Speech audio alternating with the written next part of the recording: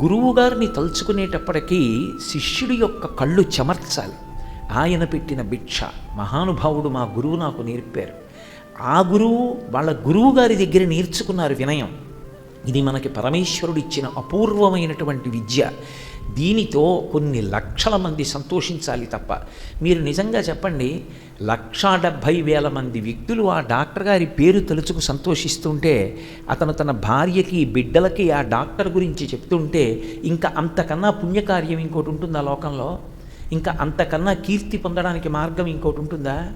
కానీ ఆయన నేను అడిగినప్పుడు ఇవన్నీ నీ చేశానని గర్వంగా చెప్పలేదు. వ్యాఘ్రేశ్వరుడు అన్న డాక్టర్ గారి పేరు చెప్పి కళ్ళమ్మటి నీళ్లు పెట్టుకున్నారు. గురువు అంటే వినీతుడు, ఆయన వినయము కలిగినవాడు. శిష్యుడు గురువు గారి దగ్గర వినయం నేర్చుకోవాలి. అసలు ఆ వినయం అనేటటువంటిది మొట్టమొదట రాకుండా, చదువు అనేటటువంటిది అహంకారానికి ఒక్కదానికే పనికొస్తే అంతకన్నా అర్ధరహితమైనటువంటి విద్య లోకంలో ఇంకొకటి లేదు. జ్ఞాన కలునిలోని శారదయువులే అంటారు పోతన గారు.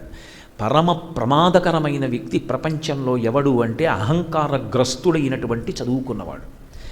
పల్లెపట్టుల్లో ఏమీ చదువుకోని పరమ అమాయకులు ఉంటారు.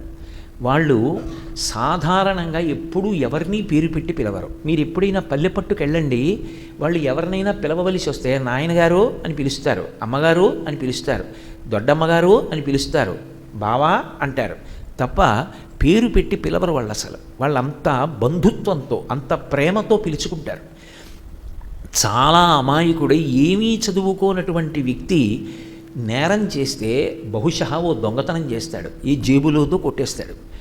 బాగా చదువుకున్నటువంటి నిష్ణాతుడు దొంగతనం చేయడం మొదలుపెట్టాడు అనుకోండి, వాడు సాఫ్ట్వేర్లో నైపుణ్యం అంతా పొంది దొంగతనం చేయడం మొదలు పెడితే వాడిని పట్టుకోవడం ఎవరికీ సాధ్యం కాదు.